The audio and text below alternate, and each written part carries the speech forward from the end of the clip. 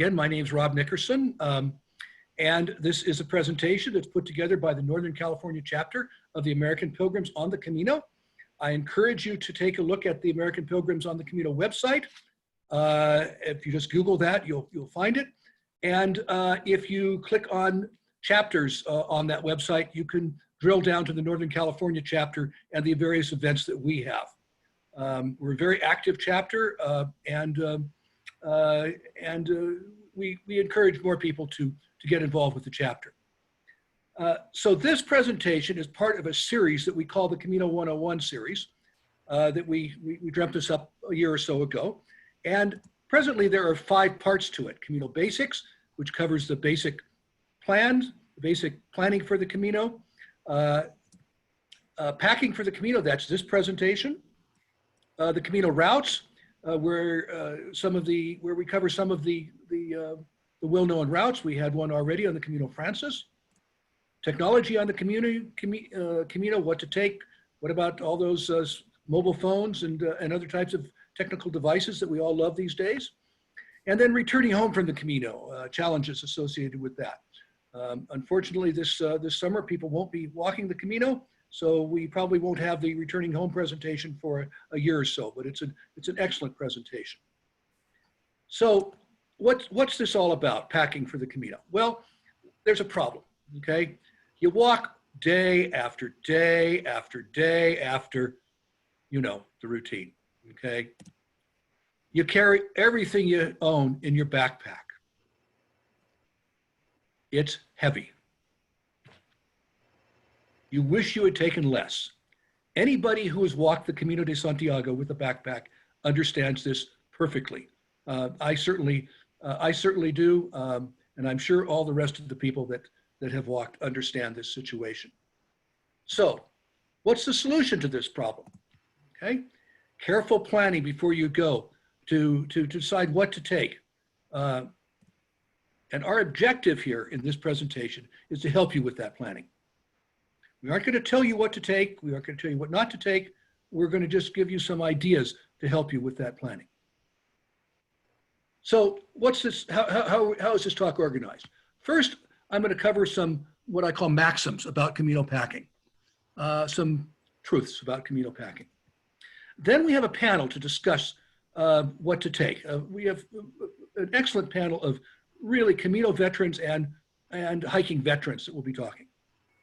And then finally, we'll have questions and answers. Now, we aren't going to be able to take questions along the way, so I'm asking you to put your questions into the chat window. And when we're finally finished with the presentation, we'll go through those questions. And if there's still time, we'll open it up to questions from the participants. So what are these packing maxims about? These are what I call truths, things that we over the years have learned really are true about packing on the Camino. Now this, I will be honest with you, is a totally biased list. If you asked anybody else for their truths about packing, they would probably be quite a bit different from the ones that I'm going to present here. But I think it's worthwhile going through these and you know, thinking about them and talking about them briefly. So the first one is less is more. The less you take, the happier you're going to be. If you take a lot of stuff, well, it's very interesting because when you go into the albergues, especially at the beginning, you see piles of stuff that pilgrims have taken out of their backpacks and left behind. You know, you don't need most of the stuff that you think you want to take. So when you're planning, think about not taking much. Take less. You'll be much happier. It's not a fashion show. Nobody will care what you're wearing. Nobody will make comments about it. I was at an albergue in Punta de Rena, I think is where it was. And we had a large dining hall where people were eating. And there was a group of pilgrims. They were biking the Camino. There were 20 or so of them. And they were all in their biking outfits or their, you know, Camino outfits, whatever it was. And this one woman comes in dressed to the nines. She had white pants and a white shirt, and I think she might have had white heels on. And she looked great. I mean, I don't want to criticize her. She looked fabulous, as a matter of fact, but she looked completely out of place with everybody else. We don't care what you look like, what you're wearing. It makes no difference whatsoever to anybody on the Camino. If you aren't going to use it more than once, don't take it. In fact, if you aren't going to use it more than several times, don't take it. You don't need most of the things that you throw into your backpack. If you're only going to use it once or twice, really think seriously about whether you want to take that with you. If you just think you will need it, you won't. You have to have a reason for taking what you're taking. And just thinking, oh, gee, I think I'll need that. Ugh, don't do it. Leave it behind. If it only weighs, and pick a number, I don't care what it is, 1 pound, a half pound, whatever it is, don't take it. The operative word there is only. I remember I was giving a presentation about technology, and this one woman raised her hand and she says, well, I'm going to take my iPad mini. It only weighs 1 pound. Well, there was a collective groan from the audience. 1 pound is a lot of weight in your backpack when you're walking day after day after day after day. And so this is not, don't take it if your reason for taking it is because it only weighs whatever number you want to put in there. Take it because you'll need it. KISS. Does everybody know what KISS means? I don't know. Keep it simple, stupid. The simpler things are, the better it's going to be for you. You don't need a lot of complexity in your backpack. Keep everything as simple as you possibly can, and you'll be much happier. Thou shalt not take anything made of cotton. Cotton's a wonderful fabric. I love cotton clothes.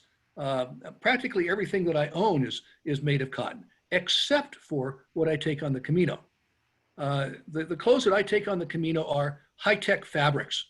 The problem with cotton is it absorbs moisture. It does not dry very well. It's not a good fabric for these types of activities. Now, having said that, I will tell you that I do take a couple of cotton things with me. I take a cotton t-shirt to sleep in, and I take some cotton socks to wear in the evening. But that's all that I take in the way of cotton. I leave all my cotton clothes and all my cotton t-shirts and everything behind, and everything I take, except for the few items that I mentioned, is high-tech fabric. You can buy anything you forgot on the Camino. The Spanish are very happy to separate you from your euros. You can find anything that you want in the stores there. So don't worry about it if you forgot it or if you left it behind. You will be able to find it. There's a store in Leon that I just love. You walk into it and you swear you're in a mini REI. It looks just like REI on the inside. And there's plenty of other stores along the way. Water, you can't do without it. And paper, and you should do without it, are very heavy. A liter of water weighs a kilogram, which is 2.2 pounds. A paperback book, I don't know what it weighs, but it weighs a lot. You're going to have to carry water. You should probably start each day with at least a liter of water. And I've started days with 2 liters of water, depending upon where I am. And I try to avoid paper as much as I possibly can because it is very, very heavy.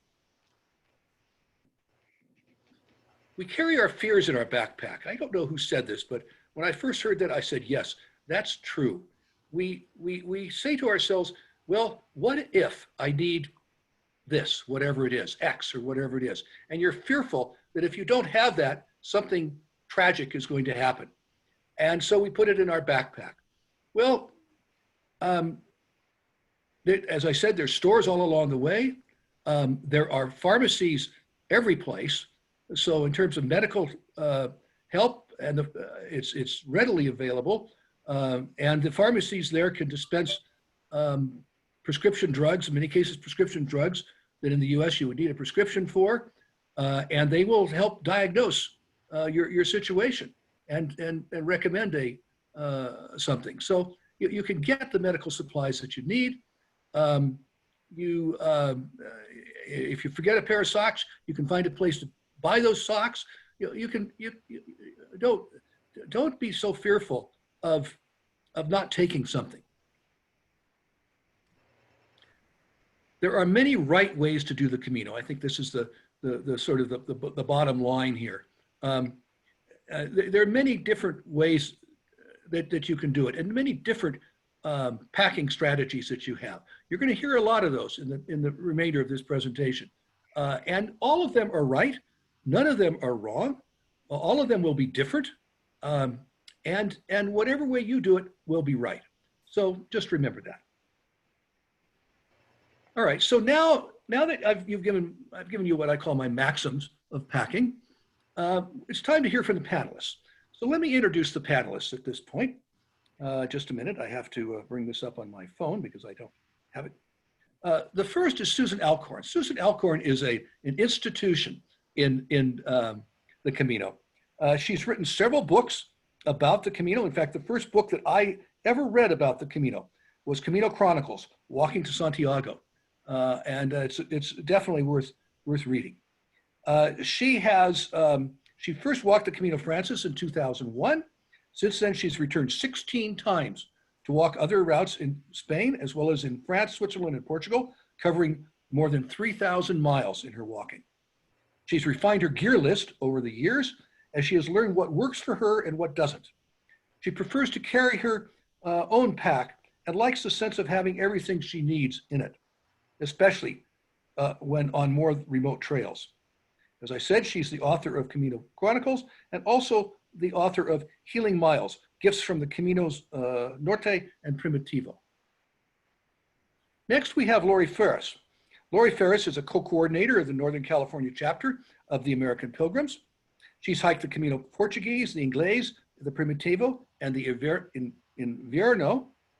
Her packing strategy hasn't changed much through the years, but she likes to make a few improvements each time. Laurie has presented Camino packing at REI stores with Susan Alcorn, but the two are not in total agreement on what items are best to bring. They hope that new hikers will find it reassuring that there is no one right way to pack. Laurie enjoys cultivating the spirit of the Camino in the Bay area through her blog, The Camino Provides. And finally, we have Scott Schrumer Williams. Scott is a legend. He's a long distance hiker. He has hiked the Triple Crown, which is the Pacific Crest Trail, the Continental Divide, and the Appalachian Trail.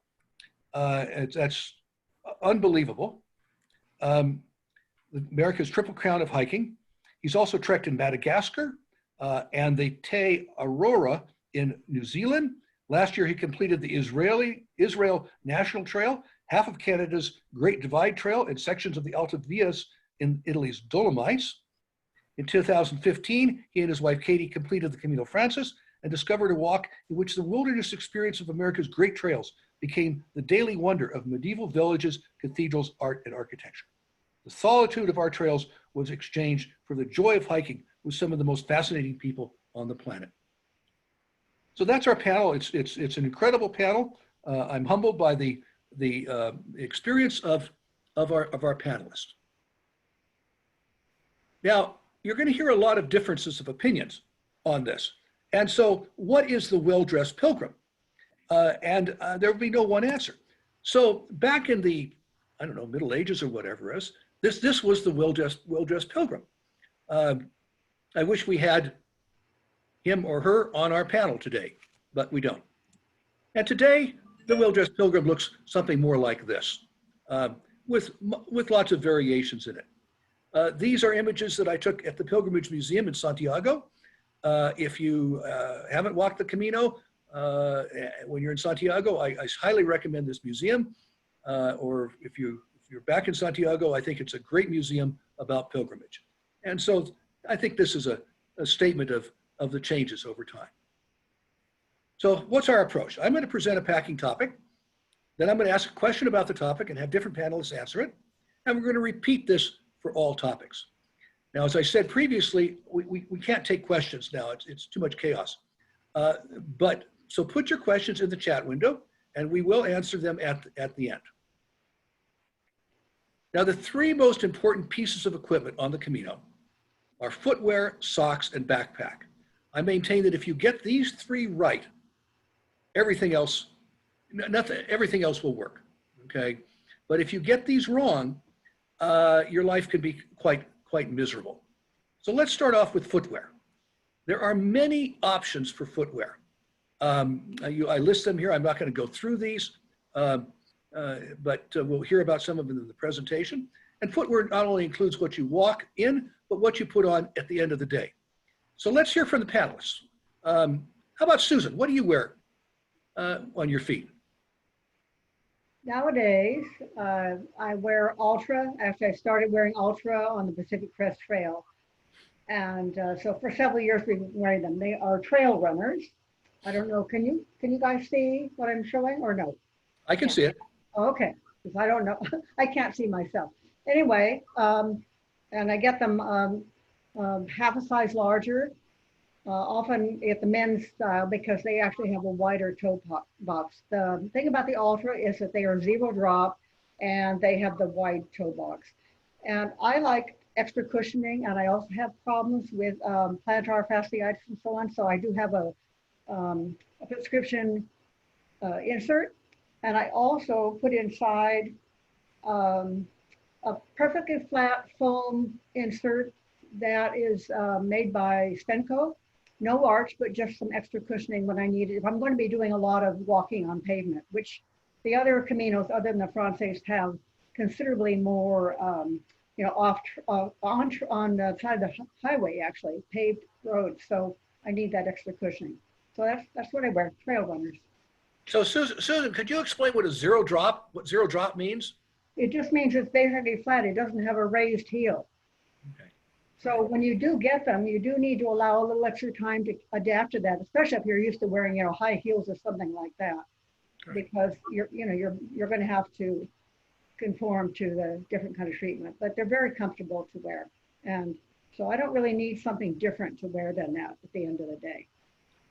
Thank you, Susan. Laurie, what do you wear? I like a mid-ankle boot for a little more stability with a thicker sole with a really good traction. I like this because I have a protruding navicular bone. It's not fun. Most low-top boots go right where that extra bone is. It's like a second ankle bone that pops out, but these clear it and they're comfortable. And so I've worn them on 4 Caminos, and I'm preserving the tread. So I use Ultras at home for city hikes at home because I do like those, but I can't walk in them more than a day. So I'm sticking to these Adidas Terex. Laurie, I can't see you. Oh, just a second here. Maybe this way. Oh, there's Laurie. Okay, all right. Now we see your boots. Okay, good.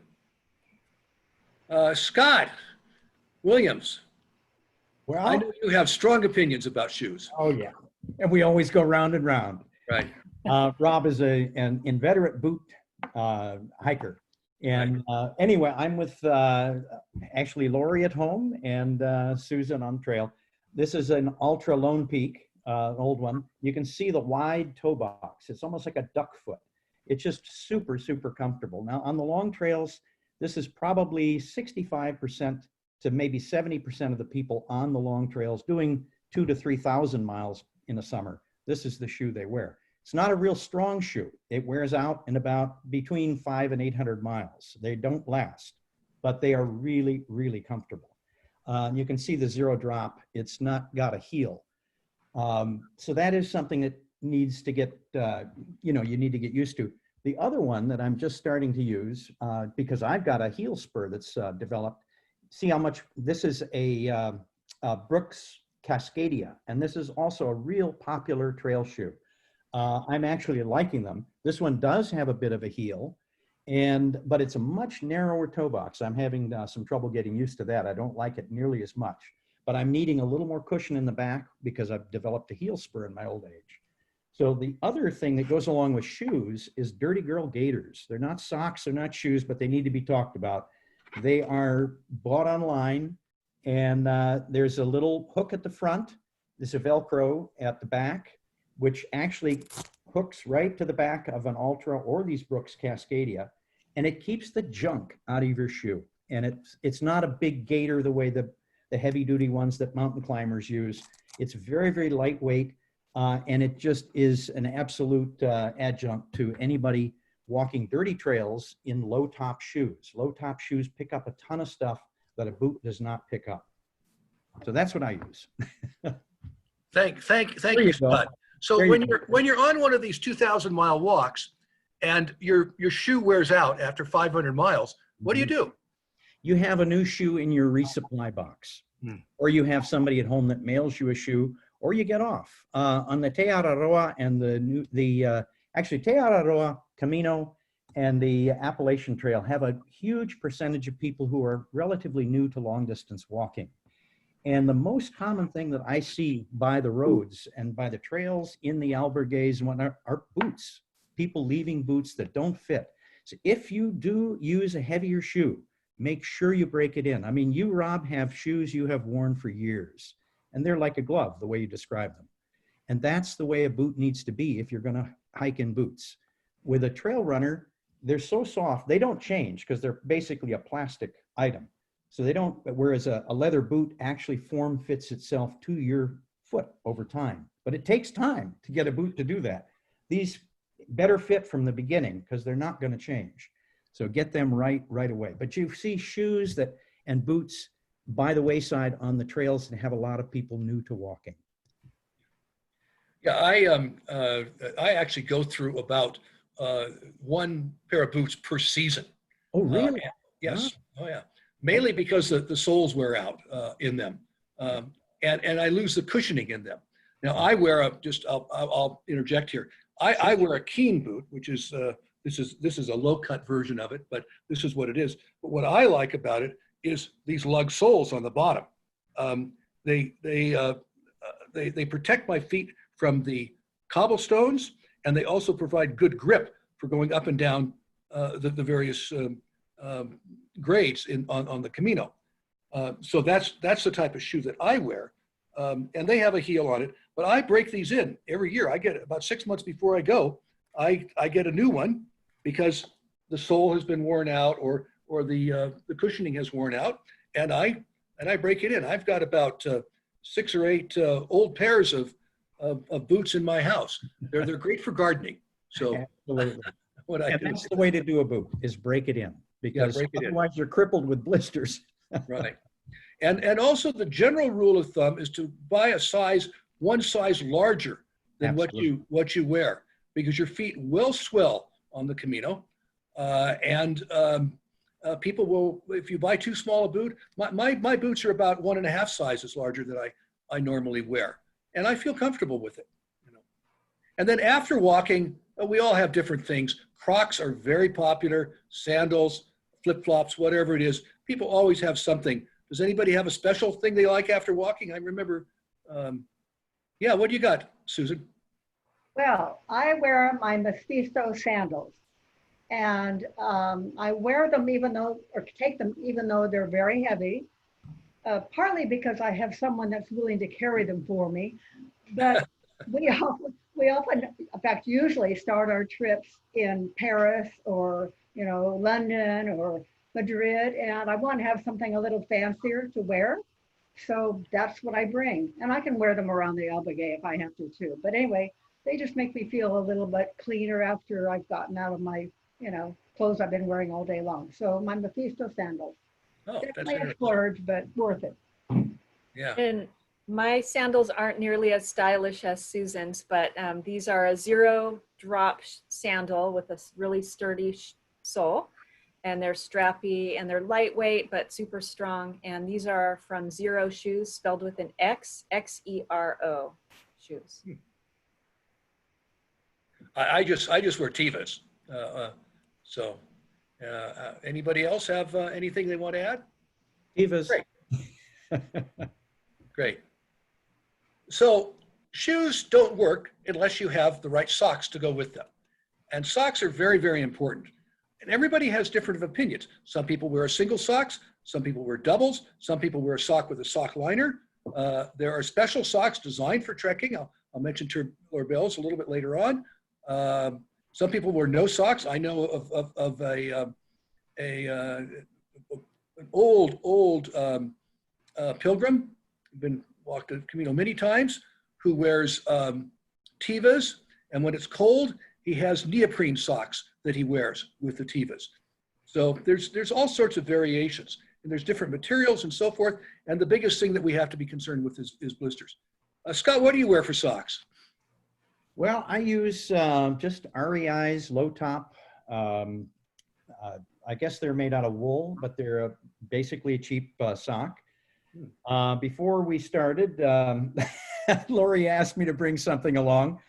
When I hiked the Appalachian Trail, I started wearing Darn Tough socks, which are loved by many, many people. Many of my friends in the long distance community swear by them. But I had them wearing out on me every 3 weeks I was having, and they will replace them. So there's the Appalachian Trail moniker up there, logo on a pair of Darn Tough socks. But this is what they look like after these haven't been sent back. If you can see the hole in the heel, the holes at the top, they're falling apart. So I've got 2 pair that I have never sent back. So for me, Darn Tough socks never worked. I traded in about 4 pair and ended up going back to my old REI, which last forever. I don't know why. I mean, something about my feet goes right through Darn Toughs, and it lasts for months in these. So anyway, you really have to, it's a complete preference thing. When I started long distance hiking, I used to wear 2 socks, a dress liner sock on the inside, so that the rubbing between your foot and your shoe and sock was kind of translated between the 2 socks, a thicker sock and a dress liner sock. And that would be up against your skin, then the thicker sock on the outside. That helps some people if your feet are a little tough, a little tender. When they get tougher, you don't really need it. And like you say, a lot of people are out there without socks at all. I know friends who have hiked the big trails without socks. I can't do that. I need a sock. But anyway, REI for me. Laurie, how about you? What do you wear? Well, I love merino wool socks, and I guess I go through smart wool socks like Scott goes through Darn Tough socks. I got a hole in these smart wool socks, and my husband did an iron-on patch. So I used to poke my finger through that at presentations for theatrical effect, but the hole is gone. But here's my Darn Tough socks that I love. Merino wool, short top. And I like testing socks. I've tested toe socks and sock liners. I even tested these with a Camino shell on them. On my last Camino, I used these. They have a built-in liner. For me, this seemed redundant, and it took a while for these to dry because they had that liner inside. They're comfortable. I wear them at home, but I wouldn't wear these on the Camino. Susan, how about you? I have tried every combination of socks, I think, known to man or woman. When I wore boots, I faithfully wore the liner sock and the wool sock. I was glad to get rid of all that and go to lighter socks. Ralph actually has hiked for years in just liner socks, but my feet are more problematical. I tend to get blisters easily. So I've been doing well with these lighter weight ones, the name of which I cannot remember. And then people were talking about the Darn Toughs, so I bought them, but I'm hearing Scott saying they don't last. So I guess I'm not finished, but I've tried the toe socks. I've worn the neoprene if we're going to be walking in water a lot too, but that's not something you want to wear all the time.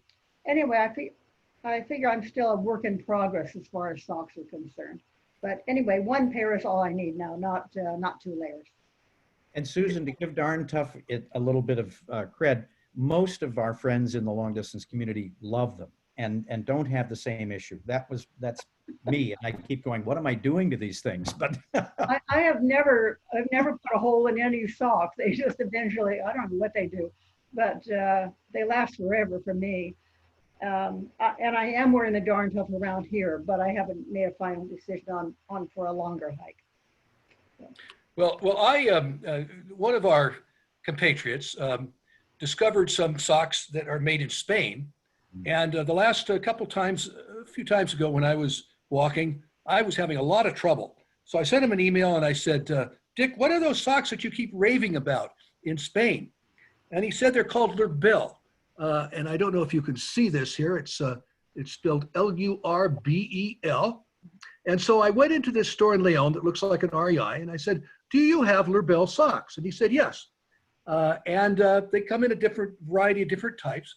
So I bought a pair of these. I walked around the city of Leon for a day and fell in love with it. Went back the next day and bought 2 more pair. And I think they are the best socks ever made. They claim that you won't get blisters with them. You don't wear a liner. And they claim that if you do happen to get a blister, you don't put any bandage on it. You put this sock right over the blister. I've never gotten a blister with these socks. I find they're incredibly comfortable. They come in a variety of different types. I think this was called a trekking sock or a hiking sock or something like that. But they make them for bicycling and all sorts of different sports. Unfortunately, they're hard to get in this country. I did find them on Amazon, but they weren't this particular model. I ended up buying several pair in Spain the last time I was there, and then I ordered a whole bunch of them from a dealer in Spain. Cost me a fortune to have them shipped, but I love these socks so much that I just had to have them. So I encourage you to take a look at Lurbel. Let me hold that up there again. Lurbel is the name of the sock, and take a look at their trekking socks. They're so specialized that there is a right sock and a left sock. They are marked right and left, so you have to remember to put them on the correct feet. So you can see socks are not a trivial thing. There's a lot that's involved with socks. All right, let's go on then to backpacks. So there's a variety of different types of backpacks, frameless, framed. The 40-liter rule, I'll just mention briefly. Generally, you don't need more than 40 liters unless you're a very large person that carries very large clothes or whatever. You don't need very much. My wife, in fact, has a 34-liter pack that she carries. The 10% rule says that you should carry no more than 10% of your body weight plus water and food for the day. And that's 10%, I interpret that to be 10% of your ideal body weight, what the body mass index says you should weigh. I should weigh about 170 pounds, and I typically carry 16 to 17 pounds. I weigh more than that. I won't go into details on that, but that's what I should weigh according to the BMI.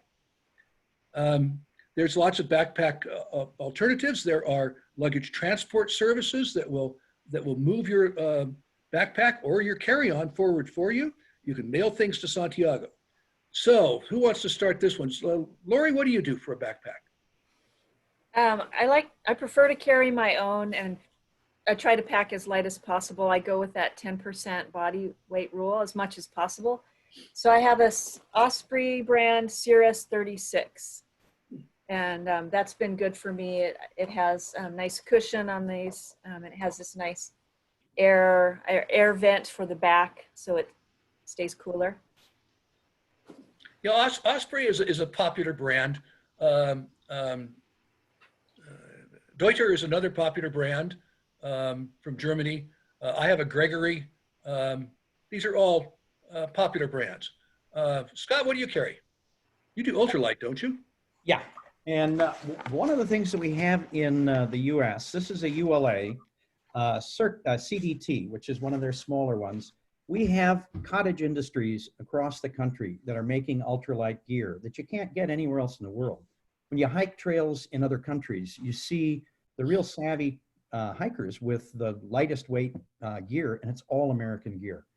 You know, most of the gear that's produced in Europe, you could go up Everest with, and but it's heavy. This is about 1.25 pounds, I think, the CDT. But there are companies like Gossamer Gear, Z-Packs, Hyperlight. You can go online. Actually, normally when I'm lecturing, I give out a sheet that has a lot of these companies, but go online, look up ultralight gear, and you'll find companies that will get you backpacks that are super light.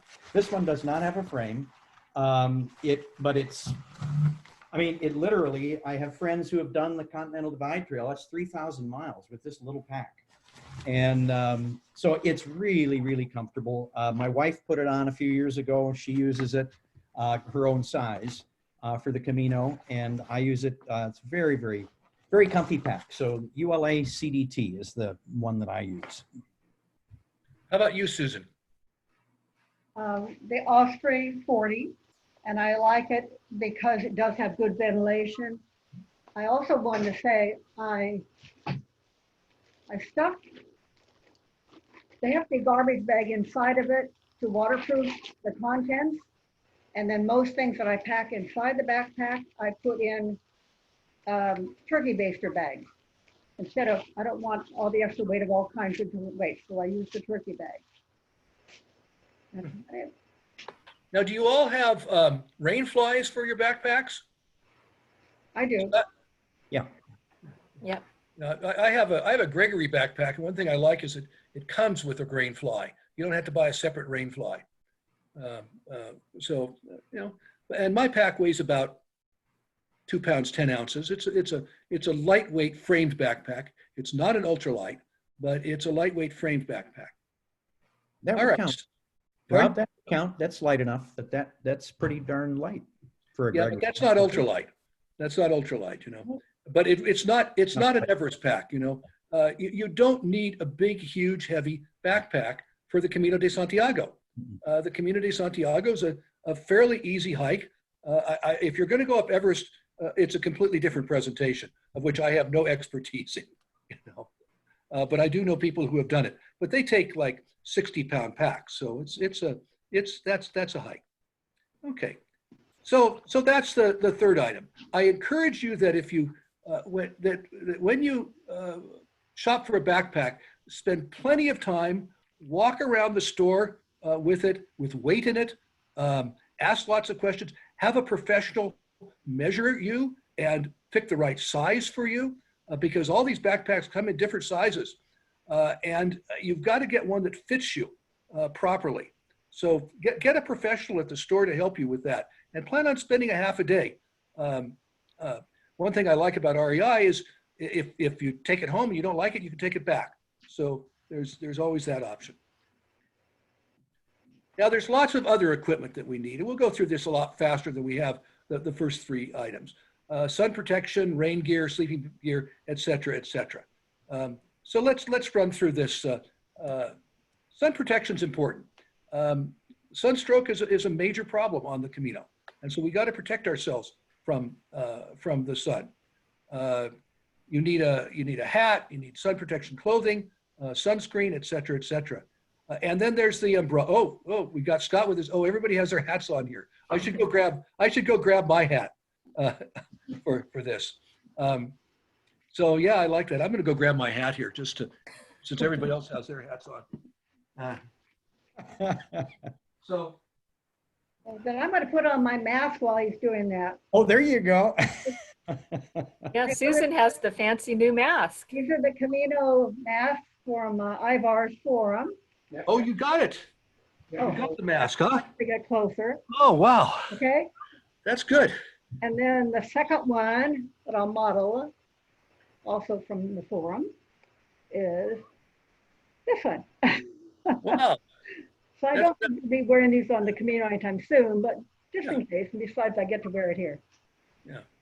Well, a hat's important. I like these big floppy hats because they come out, they protect you all the way around like that. Now, Scott is modeling the umbrella here. And I didn't do this for years, and then I started doing it, and boy, it does make a difference. So Scott, talk about the umbrella. Well, it's a Mylar trekking umbrella. This one is from a company that no longer exists, but you can get the exact same thing from Gossamer Gear, from Six Moon, a number of the ultralight companies. It's made in Europe by Euroshrim, and it's silver Mylar on the outside and black on the inside. And what that does is it reflects the heat. And I'll tell you, hiking on the Camino through the Meseta with this, and the way I rig it is simply to have a carabiner on this bottom loop. There's a bottom toggle here that has a carabiner. You put it next to your chest, And when you've got your pack on, your chest strap goes across here. And if you tighten that down and then take this thing, if there's wind up, I've actually gone through hurricanes in New Zealand with this thing up, 3 of them. And then hook this buckle to your waist belt, you can hold it down and you snug it right down up against you in bad weather, in really bad weather. But for sun, it is incredible. Hiking the Israel Trail through the Negev Desert and hiking across the Meseta, I had more people, Spanish and Israeli, go like this as they passed me in their cars when you were on the roads, because they'd never seen anybody doing that for the sun. But it gives you probably 15 degrees cooler, maybe 20 on a really hot day, because it's black underneath. It's just like you're in a deep shade. So it makes it possible to hike in really lousy, hot or wet conditions. So an umbrella is one of the weird things that most long distance hikers take with them. When I was going to hike the Meseta, I took an umbrella because of Scott's advice. And I knew that it would be 90 or 100 degrees. It turned out to be an exceptional year, and it was actually cool and rainy on the Meseta. And so I used my umbrella as a rain shield. You know, I rarely used it for the heat, but I used it to keep the rain off of me, and it worked fine for that.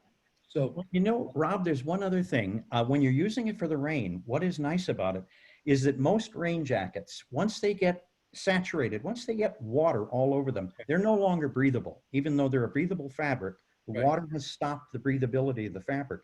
So by using an umbrella, you keep the upper part of your body dry, basically. So you got your raincoat on, you got your umbrella up, and your upper body is dry on the outside, which means that on the inside, you're not clammy because your perspiration is still going out through the pores of that jacket.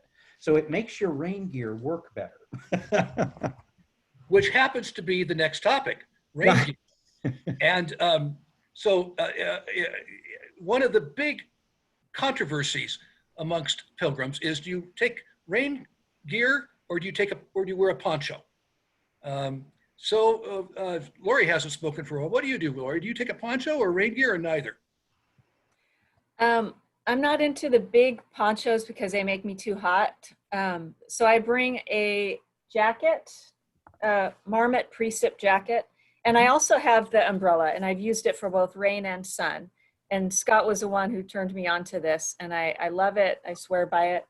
But my rain jacket is great. How about who uses a poncho? Anybody use a poncho? No. No, that's interesting. Usually at most of the times when I'm out hiking, most people seem to use a poncho rather than a rain jacket. I use a rain jacket and pants, and I like a rain jacket because if it's cold, I can just put the rain jacket on and it adds another layer of warmth, whereas a poncho doesn't really do that. But most of the time I see people with ponchos, and they buy ponchos that will then fit over their backpack so that they don't need a rain fly for their backpack, which is fine. So anyway, those are some options there. And of course, umbrellas are things that can help too. Sleeping gear, another big controversial item. Some people just take a sleep sheet. Some people take a sleeping bag. Some people take both of these. I've discovered quilts are popular. Oh, shoot, sorry about that. So what do you do? Who wants to chime in on sleep gear? Susan. Okay. I'm of the sleeping bag group. The Z-Pack weighs about 15 ounces, so it's not heavy, and it's incredibly warm. As I said before, we hiked a lot of different trails, not the Francés, so the accommodations are much farther apart, and so I like to be self-sufficient. I also know that on the Francés, it's getting more and more crowded, and we have had times when we had to sleep on the floor on a mat and that kind of thing. So I like having my own bedding. Feel like it's cleaner, safer, and it's so light, it works for me. Do you also have a sleep sheet with it or just a bag? Nope, just a bag. And I spray the outside of it before we leave with permethrin, as well as my backpack to keep bed bugs on the run. So I never had a problem with bed bugs. So permethrin, for those of you who aren't familiar with that, is a spray that you can get at places like REI for spraying clothing and backpacks and sleeping items and so forth to keep the bed bugs away.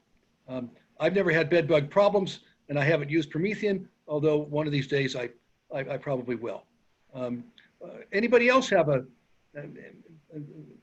any comments about sleep? I'll just chime in.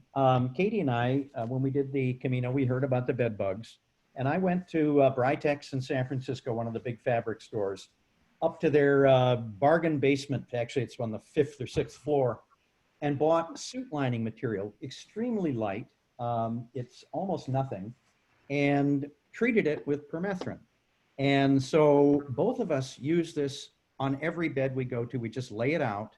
And then actually I've got a Z-Pax quilt like yours, Susan. I got a summer bag that weighs about 8 ounces, weighs less than my down jacket. And, but you can lay it out like a blanket on top of you, and I sleep directly on this treated sheet. And we didn't have any problems with bed bugs either. And we did see a lot of people with welts walking around that had. So it was nice to, and I treated the pack as well, Susan, like you. All the different gear that might be on the ground, might be where a bed bug would get onto them. So permethrin works, and it's made from chrysanthemums, I think. I mean, a derivative of a flower that produces some kind of insecticide naturally. And it's not, once it dries, it's completely inert to us. It's not like you've got a poison all over you. So when it's wet, it's highly toxic. Well, as you're using it, you have to be careful of it, not to get it in waters and stuff like that. That's interesting. I just use a sleep sheet, a sleep sack, and this brand is Cool Max, and it is treated with a insect shield. And it's lightweight, and it just rolls up to very compact. It's very comfortable, and it has a pillow cover. And I haven't had any problems with any bed bugs. Do you find in, Laurie, in the albergues that there are blankets if it gets cold? Yeah, there has been blankets in some albergues, not the municipal ones usually, more like the private albergues will have it, or they'll have blankets or quilts. But I usually go in May, and it's not too cold. So I wear my layers in this sleep sack, and that keeps me warm enough at night. Yeah, that's interesting. I found a sleeping bag from Sea to Summit that's 13 ounces that completely unzips to form a quilt. And that's nice on a hot night. You know, you just put it over the top of you. Trekking poles. Do you all walk with poles? Yeah. Yep. Good. What do you like? These little guys, what is the brand on this? Somebody recognize it? Black diamond? If it's carbon fiber? Oh, it's a black diamond, yeah. And it's, you're right. And it just folds up so small that it's easy to carry. Getting it on a plane is an issue. Getting any pole, sometimes it will let you, sometimes it will confiscate them. So what we do is we get a box or an old piece of luggage, and we put our sharps, like, you know, pocket knives, any kind of liquid stuff that we can't take onto the plane, into the old piece of luggage, and we throw it away when we get to France or Spain, wherever we're coming in. And I put the poles in there as well. These are very light, and they break down very small. Yeah, those are called Z poles. I have those also, and yeah. I have found that with my Z poles that I do not get stopped at TSA. With the longer poles that you know, telescope up and down, those I did get stopped. So the Z poles, because they're so small, I'm in better shape with those. Anybody else have any comments on poles? I use a tri-fold Z pole as well for packing, and I haven't been stopped at security. Actually, they on a trip from Santiago to Barcelona, they put them through cargo for me. I didn't have to pay extra. Mm-hmm. Yeah, I was stopped in, where was I stopped? In Bilbao they wouldn't let me on in Bilbao with poles. I want to encourage you that if you take poles, to have rubber tip protectors on them. You can buy these at REI. And because nobody likes hearing the clicking of poles on the concrete or the asphalt. It's very, very annoying. So you put these on when you're on any sort of hard surface. And when you get to the soft surface, you take them off. So be sure to get rubber tip protectors. Hydration equipment. We got to stay hydrated. Okay, water bottles, water bladders. What do you guys do? Do you take a water bottle? Do you take a bladder? What's your preference here? Simple water bottle, just a lightweight, disposable, smart water bottle or something like that. Actually, the airports now, SFO has these beautiful aluminum bottles. I used those in Europe last year. They don't sell plastic anymore. And the aluminum is about the same weight as the plastic bottles, but they lasted the whole summer. I've still got them at home. I love them. I use the aluminum too as well. And I also just buy some water or juice and I kind of reuse those smaller plastic bottles for things like emergency vitamin packets. And then when you need to buy water, you have extra bottles. And so I cycle through those every couple of days. But this is my primary. Does anybody have a water bladder? One of those, I forgot what the brand is. Yes, I do. Platypus? Platypus, yeah. Ah, complete with a hose. But I also usually get a plastic bottle of some kind because I do drink soda, and I'll fill that and carry it in the side pocket if I'll need more water. But yeah, do that. Yeah, I don't take anything. I purchase water. I get those plastic bottles over there. I'll buy a couple of those half-liter ones, stick one in each of the outside pockets of my backpack, and fill them up as needed. And when they fall apart, I'll buy a couple more. And one thing I like about them is they're very lightweight. They're much lighter weight than the bottles that you get at, I don't know what you call them, standard refillable bottles. So that's all that I take. And if I need a liter of water, I'll get 4 of them and stick them in my backpack and throw them out when I don't need them anymore. Nutrition, you got to eat. Okay. What do you take for trail food? A lot of snacks. A lot of snacks. Okay. Yeah, fruit, nuts. I buy the sunflower seeds, shelled sunflower seeds over there, and I put them in this handy little flip top thing so I could sip seeds as I'm walking if needed. And then, yeah, I try to buy local foods along the way. And there's great picnic things that you can buy at markets. I actually have found that, oh, excuse me. Let me go back here. That I don't need much, that there's cafes all along the way, especially on the Francis.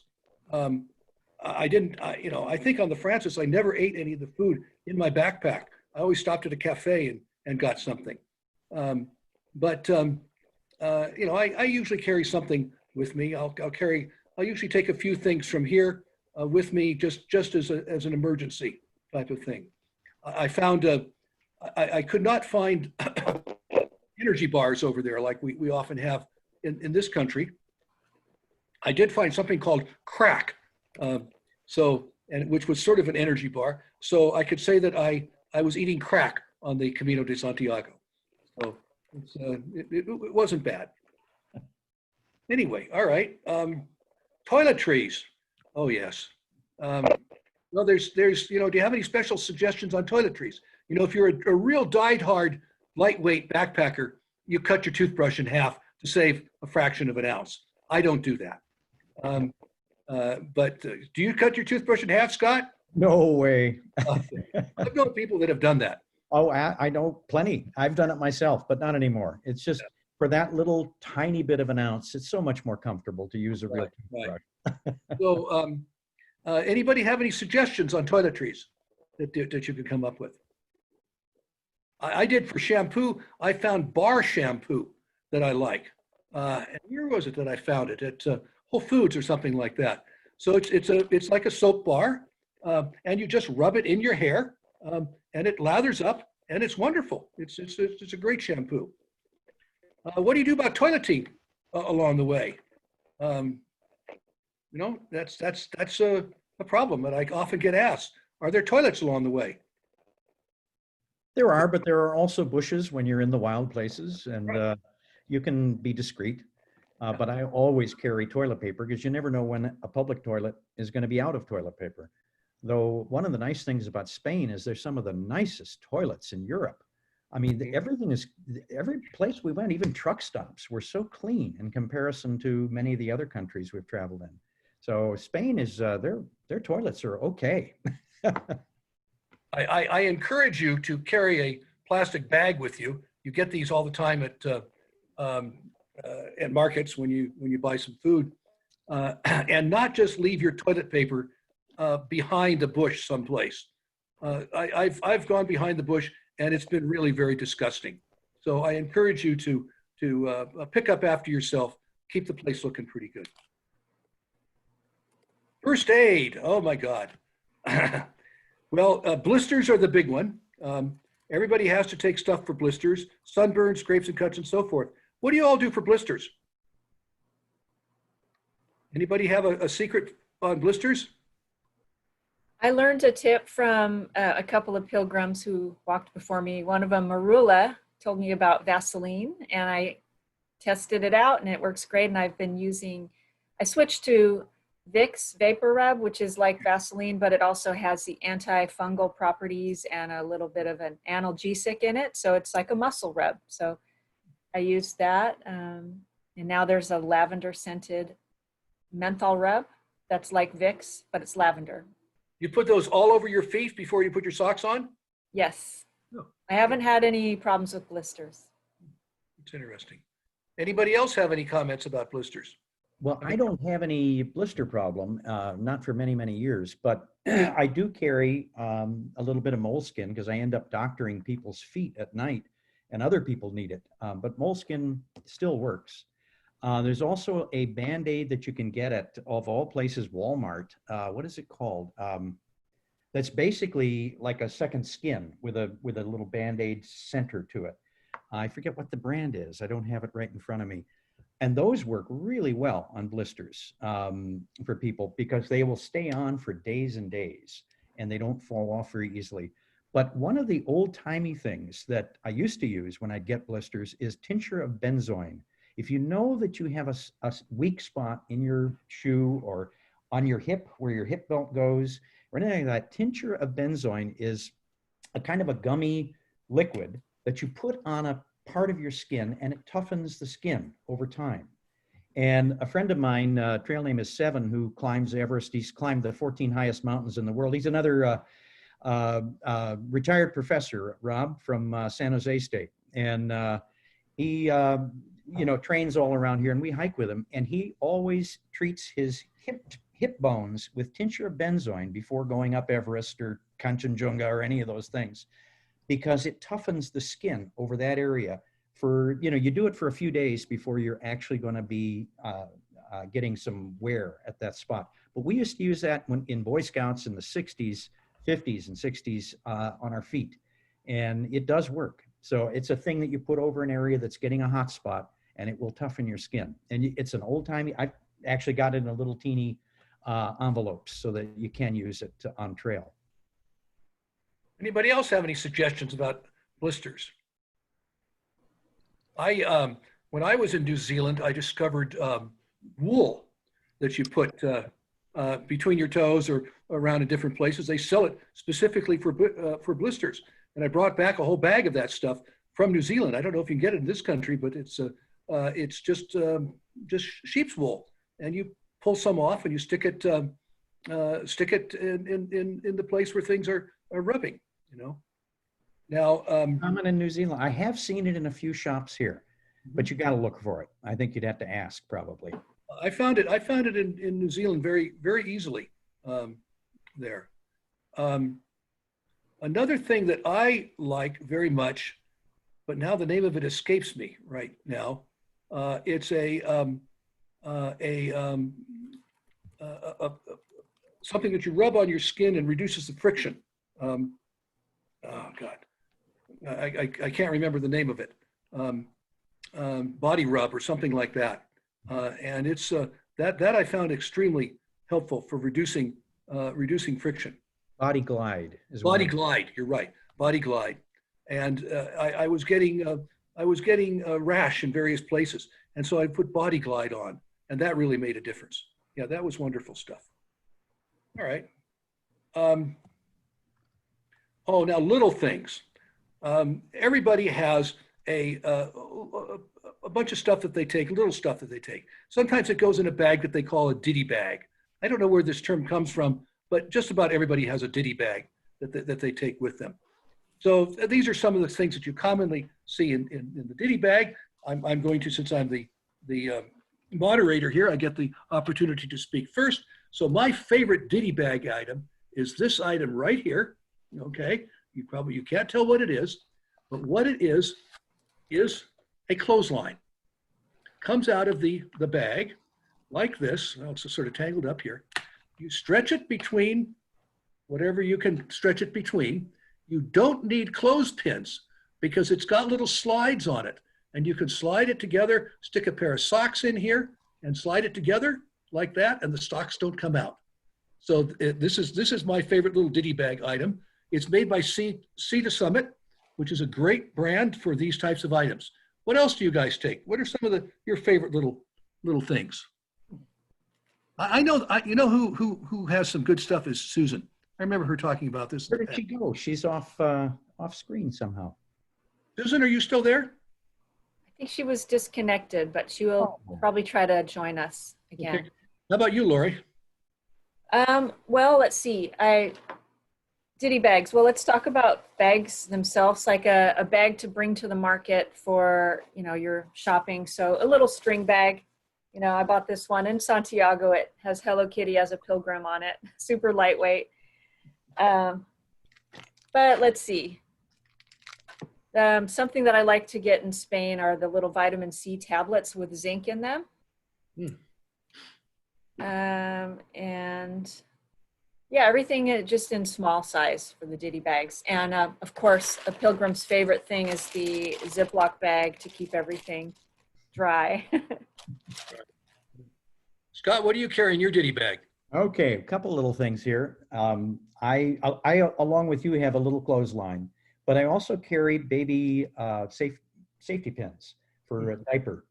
And these guys, you just end up with socks that aren't quite dry, and you can pin them to the back of your backpack. So you look a little shabby as you're walking along, but things do dry that way. So I always have a couple of baby pins. The other thing is earplugs. We haven't talked about that, but if you're staying in albergues, bring earplugs, and that's in my ditty bag. The third thing is a repair tape that you can get from Z-Packs. It is Cuban fiber, or now called Dyneema. And this is some of the lightest, strongest fabric in the world. Their backpacks and tents are made out of this. The America's Cup sails are made out of it. And I'm having a little trouble getting it open. But anyway, it's a diaphanous little peel that comes off of this that you can repair a down jacket. You can repair your tent. You could repair your backpack. I have put together people's backpacks that are falling apart with this tape, and it lasted. And I have it on my clothing, and it lasts, even going through the wash. So if I could get it off here, you'd see how it's just see-through. It weighs nothing, but go on the Z-Packs website, and they have a bunch of different stuff. They have these in different sizes, but Z-Packs repair tape is just invaluable. That's interesting because I use duct tape for that. Oh, yeah. I have a little tiny roll of duct tape that I bought at REI. Some people will wrap duct tape around their poles and carry their duct tape that way. That's mine right there. Yeah, right. That's not uncommon at all. Well, this is like duct tape that you can see through is what it is. Yeah, that's interesting. We're running a little bit late, so let's move ahead to almost the last slide, which is closed for the Camino. I want to get to the Q&A. We haven't talked about what you guys wear. What do you wear when you hike? What do you wear at night? What do you sleep in? And so forth. Did Laurie, not Laurie, but did Susan ever come back? We don't know what No, happened. she's having laptop problems, Ralph said. Okay. All right, Laurie, you were about to reach your shirt. Grab your shirt there. So this is a Smart Wool brand, ultra lightweight merino wool shirt. I wore this long sleeve one on the Primitivo last year because it was a little colder, but I have a short sleeve one as well. And then this is one of those tech fabrics, really lightweight and breathable. And I wore this last year on my Camino for hot weather. But my favorite clothing item are these pants from, I got them from the Decathlon store. So they have the zip off legs right here. And these are like reflector, but they also have this wonderful side zipper so I can take the legs off when my boots are still on. That's Quechua brand, which is a Decathlon brand. And Go ahead. one more thing. Oops, here it is. I like wearing a dress after I've showered up. They're so comfortable. And this one I was going to wear on my Camino in May this year if things were normal, but this is from Purple Rain. I met Mandy, who goes to all the rucks, NorCal rucks. And it's a really lightweight dress with nice side pockets and stretchy and breathable. So I hike in a skirt sometimes, and I like wearing a dress too. Yeah, I've seen a lot of women who will hike in skirts. That's not uncommon at all. You know, and I've seen men who hike in kilts. So that's another possibility here.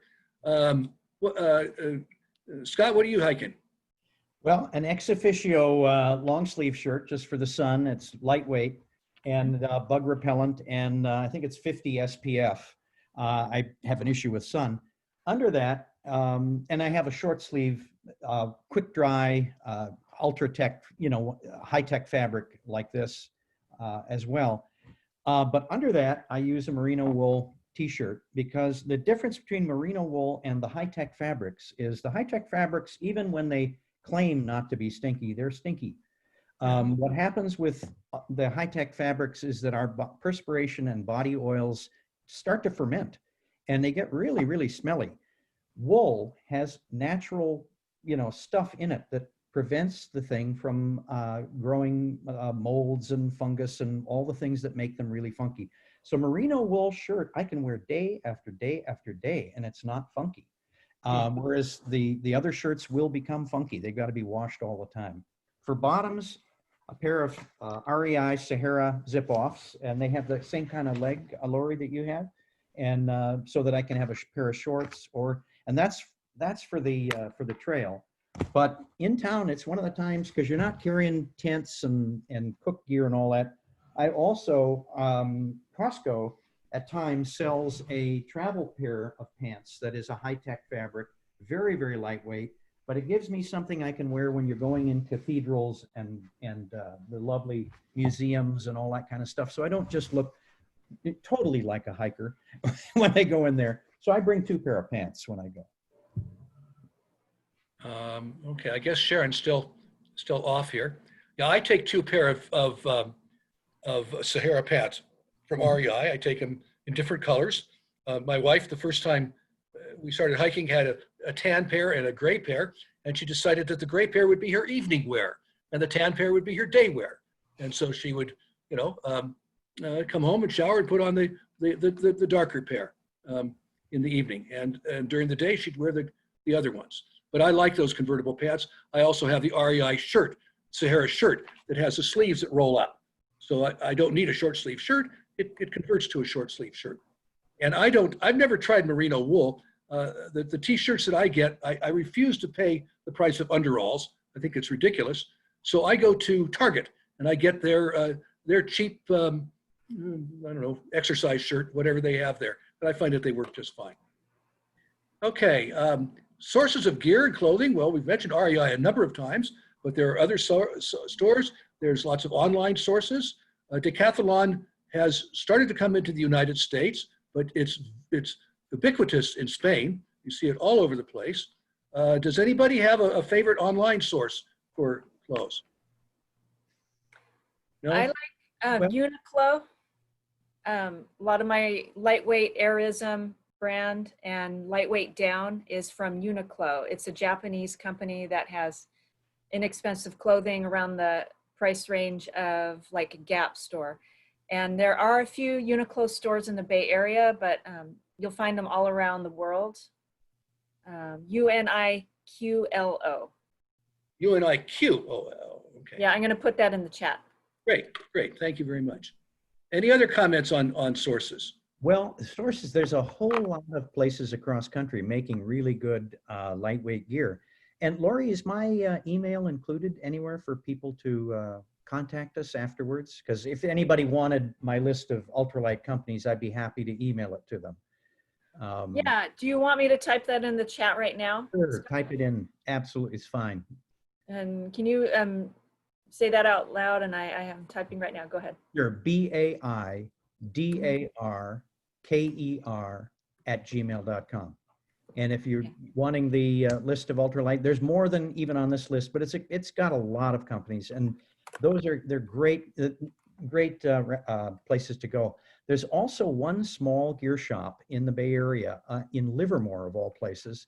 What is it called? Oh my gosh, Sunrise Mountaineering, that sells ultralight backpacks, the ULAs. They had some of the Gossamer gear stuff. The person that runs the place is very savvy about ultralight gear, and you can actually try on some of the stuff that we're talking about there. They have Western Mountaineering down. They were one of the first places to actually market that stuff years and years ago. So if you don't mind a trek to Livermore, you actually have to make an appointment now because they only allow 2 or 3 people in the store at a time. But it's a pretty neat place, Sunrise Mountaineering. Interesting. I found at REI outdoor research gear that's very lightweight.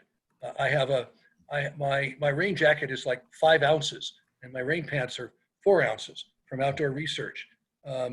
It's much lighter weight than the REI gear. Yeah. So that's interesting. Now, how do you pack your backpack? Okay, there's the organized approach. Okay, everything in its place. Sometimes some people use packing cubes, or there's my approach. Just stuff it in it. You know, I always start off my trek with everything neatly folded and organized, and after about the second or third day, I just throw it in there. Does anybody have a packing tip? I just use the Eagle Creek packing cubes. Yeah. These are expandable. Right. Yeah, a lot of people use those Eagle Creek. I use a small one of those as my ditty bag, and I use super small ones as my toilet kit. And I have another one that I have my electronics in. I like those Eagle Creek bags very, very much. Mm-hmm. So, you know, how you pack your bag is sort of your personal preference. Airplane transport, we already heard a little bit about that from Scott, I think it was there. You do have potential problems with trekking poles. You definitely have problems with sharps, knives, scissors, and so forth. You have to do something about that.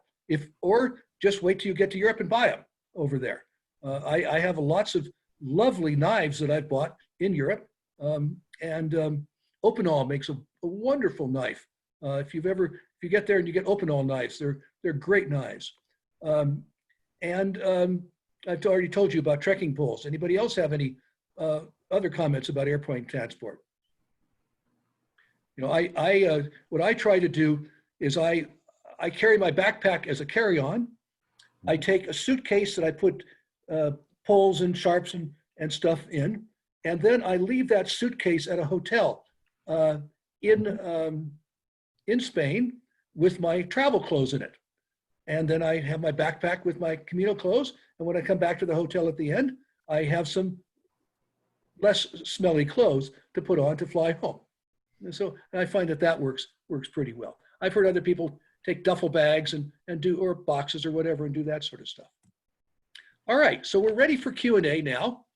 What are the items that are most commonly left at the albergues by passing pilgrims? Does anybody have any comments on that? If there's a hospitalero on the call, feel free to unmute yourself. But Scott did say that people leave their shoes that no longer fit them in albergues and along hiking trails all over the world, apparently. So There's a movie about the Camino. It's not The Way. It's a French movie, and it's in French. It's called Saint-Jacques La Mecque or something like that. And there's one scene. There's these teenage girls that are on the trek. There's this one scene where this teenage girl stops, looks around, nobody's around. She opens her backpack, throws out her hair dryer, her shampoo, you know, all of that type of stuff. So I thought that was really indicative. Thanks, helpful, et cetera, et cetera. Here's One question that wasn't answered, and it says, how many miles to break in a boot? And I suppose that depends on the type of boot, how much leather, you know, the old style Vask, you know, solid leather boots. I would want to walk around in those for a few months at least before taking them on trail. The lighter weight boots like you use, Rob, I think those are a little quicker, you know, maybe 5 to 6 weeks, wouldn't you say? Or I don't know. I've actually bought a new pair of Keens 2 weeks before I went. Walked around in them, and they were fun. Okay. But I'm used to Keens, and I get them plenty big, you know. And I knew what size I took. I also, by the way, I know the places in the boot that don't fit, and I actually purchased one of these things that they have at shoe stores or at shoe repair places to actually push the boot out in certain places. So like I have bunion problems. So I will take that and I will mold the boot around where the bunion is. And so that I've got plenty of room, but I know that from experience. Okay, are Keens too heavy? There are heavy Keens and there are light Keens. I get the lightest Keens that I can. I did buy some Keens that were too heavy, and I didn't wear them. I can't remember what the model is that I have here. And I walk in the high top version of this, and I find that it's adequate.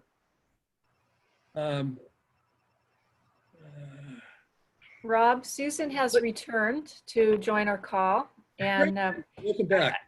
I see a quick question about your hat, Rob. What kind of hat are you wearing? This is a Columbia.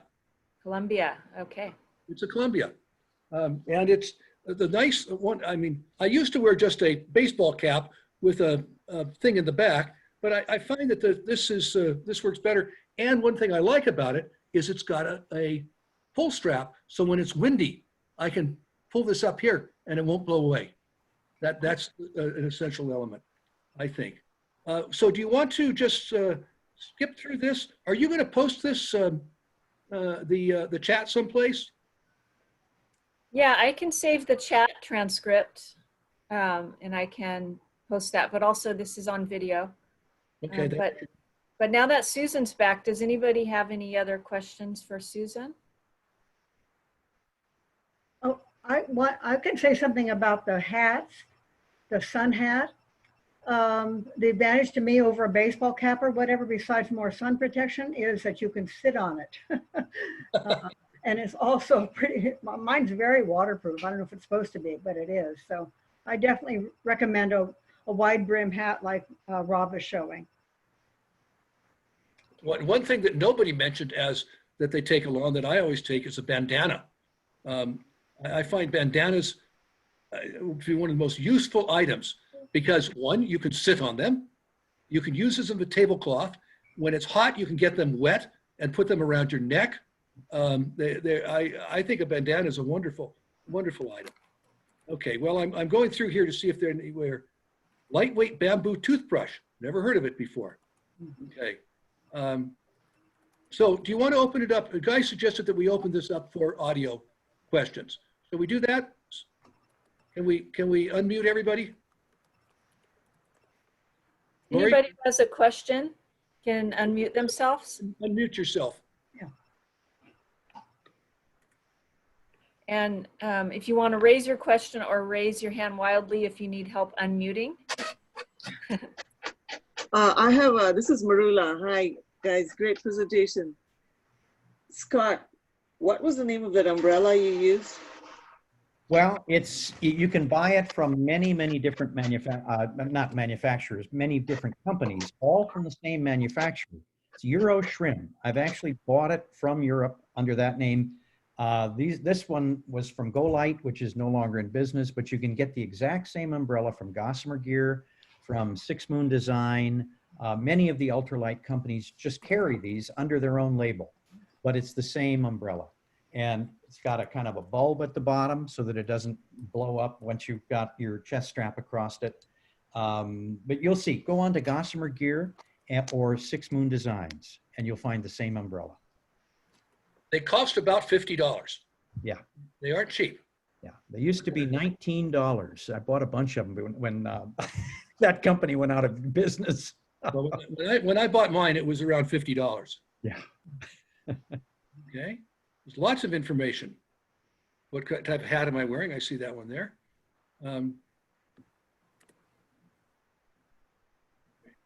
Any questions in the chat that didn't get answered? I went through them very quickly. Or any other questions from the participants? You got an opportunity here to get some real expert advice. But by the way, I just want to say that if you take anybody's advice here, you take Scott's advice, because he's the most experienced person. He's walked many thousands of miles. I've only walked about 1,000 kilometers on the Camino, and he's walked I don't even know how many thousands of miles. He really knows what he's talking about. Well, just one thing to add, which we didn't touch on, was gloves. I bring a pair of warm gloves that have free fingers so that you can use, and that's because I did the Camino in the spring and it was cold. But I also carry a very lightweight pair of sun gloves because when you're using poles, the top of your hand your arm goes down, but the top of your hand is going straight up at the sun. So I find sun gloves. These are outdoor research, but you can get them from a number of different companies. Cycle stores have them for cyclists because it's the same thing. When you have your hands on a handlebar, the top of your hand is going straight at the sun. Same thing happens with us with poles. So I find when I walk with poles, I always walk with gloves, fingerless gloves.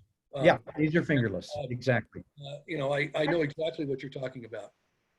I have an assortment of gloves depending. If I think it's going to be raining a lot, I didn't want to spend a lot of money for different gloves, so I went to the hardware store and got a gardening glove that's coated on the one side and warm on the other if it's raining. And these are possum gloves from Australia. It's really going to be cold.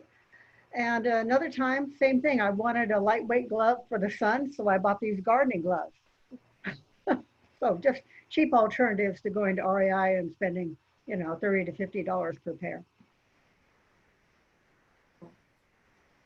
Do you wear, for the sun, do you wear a shirt for the sun, or do you just slather on the sunscreen, or, what do you do to protect yourself from the sun? I wear a long sleeve light shirt because I just can't stand the sunscreen stuff. I mean, I'll use it on my face and I'll use it where I have to, but I do long sleeves. Looks like Laurie grabbed something there. Well, I don't like sunscreen either too much. I'm with Scott on that, except for I do put it on my face all the time. But I love these jackets. This is like a shirt jacket and it has thumb holes. Wow. So this is, it has a lot of pockets. It's stretchy. I actually lost this jacket on my last Camino and I was heartbroken, but I found it on a used clothing site. And so I replaced it. But I've worn this on all Caminos. And yeah, the thumb hole things protects the top of your hand, and it also protects my palms from getting blisters when I use my trekking poles. We do have a question that came in through chat. If one of the panelists like to grab this one, it's on a very hot topic always about traveling with poles and the umbrella on your flights. Do you use the overhead luggage, or should you carry an extra suitcase to check it in? Well, I put something on the chat, but we take an extra lightweight duffel bag, and mostly because of the poles and the Swiss Army knives. And then we put whatever we need to inside of it, extra clothes if we're going to be in town and can leave them behind. If we don't have extra stuff, we just stuff it with newspapers and then we check that. But everything else is in our backpack. So we're okay to go even if we lose the checked luggage, which actually happened once, but we were able to replace our poles at that store that's now come to California in Decathlon? Decathlon, yes. So they really have a range of things. So they're good to know, good resource. One year I brought a big blue IKEA bag, a duffel bag, to put my backpack in it and my poles and my umbrella. And that protects your backpack through cargo. And yeah, that was a good thing to have. But I had already been in Europe and I had a bigger bag with me. So that was when I had to check luggage in. But if you're just going over there and you don't want to check your luggage in, you can always get poles over there at like Decathlon or other stores, and then just donate them at the end of your trip. Donate them to the Pilgrim House in Santiago, or give them to somebody you meet, or leave them at an albergue. Or a taxi. I found a long, thin nylon bag. I think it was for tent poles, and I could put my trekking poles in it. And one time, I don't know where I was flying, but they wouldn't let me take the stuff through security. So I put my trekking poles in there. I put my knife in there, my scissors. I can't remember what all the sharps in there. Tied it up. Put a one of the labels on it that the airlines give you, and checked it through, and it came out the other end just fine. So that only weighed 3 ounces. And just to talk about, the umbrella fits in my pack. It makes a little bit of a blip at the top, but I've never had a person not let me take it on a plane. The umbrella actually works fine right inside the pack. And the poles, we take an extra piece of luggage like you did, Rob, and then we actually put our clean clothes and all that stuff in that, and then shipped it to Santiago. So Yeah, there's the waiting in that extra piece of luggage at Santiago. We'd picked up so much more stuff, we had to buy a duffel to bring the goodies home we had. But I know where that store is in Santiago where you buy those duffels, because I've been there several times. But I've shipped things from Madrid to Santiago. You can ship things. I don't know whether it's on the to Ivar at the Camino Forum website. So if you go to the Camino Forum website, there are instructions on how to ship things to him. He holds it there. He charges you. I don't remember how much it was to hold things there, but it's one thing that you can do for shipping things. I think you can also ship it to the post office. I've never done that. That seems a little bit more risky to me, but I have sent things to the Camino Forum, Ivar at the Camino Forum in Santiago from Madrid, and it's worked fine. You just have to go get it when you get there. And he's right, and his storeroom is right in the middle of Santiago, just a few blocks from the cathedral. So that's a possibility. Yeah. But I usually carry I usually take an extra duffel or an extra suitcase, mainly because I just don't want to wear those. Oh, it looks like Susan has one there. I just don't want to wear those. 3 ounces, actually less than 3 ounces. So Yeah. Yeah, get a lightweight one. Yeah. I think that works pretty well. And hotels will hold that for you too. So when we were going in and out of Madrid, I would leave my suitcase or my duffel in Madrid, go off to Santiago or go off to wherever it was, do my walking, come back to Madrid because I was flying home from Madrid, and then check into the same hotel, get my clean clothes out of my duffel, and fly home without offending anybody on the airplane.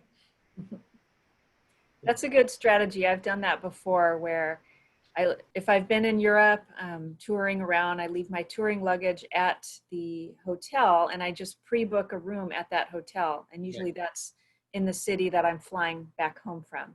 So I've done that 3 out of 4 times and that's worked great. Yeah, if you're booking a room at the hotel, you know, I usually book a room for my first night of arrival, and then for my last night of departure. If you're doing that, they'll hold your luggage for you. They're used to this. Yeah. Any more questions? Anybody want to unmute their? Go ahead, Chris. You've got a question, a raised hand, Chris Lester. You have to unmute Here we go. Yeah, so my question is kind of gear related. When you're staying in one of the albergues, what's it like trying to charge your phone these days? It's a free for all. Yeah. Well, you know, bring chargers. Some people buy the chargers that have multiple outlets so you can charge multiple devices at once. And that's always nice if you want to charge somebody else's or loan it to them. But battery packs, portable battery packs are also a great way. So safety-wise, I'd rather have my battery pack charging overnight and have my phone next to me in an albergue that's crowded instead of at the big charging bank where anybody could steal those. So yeah. So it is like a group, like a central area with outlets? Sometimes there's charging banks in one location, but a lot of times there's random outlets on the walls of rooms wherever you are. So when you're looking for a bunk bed, if you're staying in albergues, look for an outlet near you, near the bed. And actually last Camino, I brought a 10-foot charging cable, and that was handy because if I'm on the top bunk and there's an outlet down low by the floor, then I was able to have my phone near me and have it charging all night. Anybody else on the Intro to Chris. Chris's trail name is Atlas, and he's one of the great hikers of the world too. He's hiked all over coasts of England, RPCT, CDT. It's good to see you. Hey, Scott. Hi, Laurie. We Nice. nice into any outlet usually, and Laurie, have you done the poll yet? right. the poll? Well, a lot of people have dropped off. We can do the poll. We have 21 participants, so why not? Let's do the poll, and then we can wrap it up. I think so. I think it's about time. All right. Here's a quick poll. First question is, have you walked a Camino? And the second question is, how many Caminos have you walked? So enter your answers.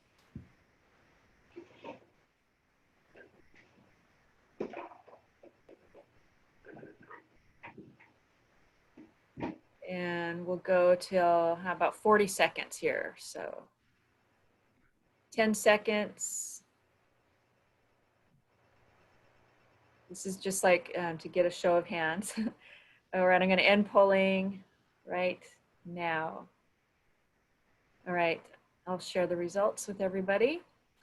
Okay, so we have 7 yeses and 10 nos. And out of the yeses, we have 5 people walked at once. 2 people walked it.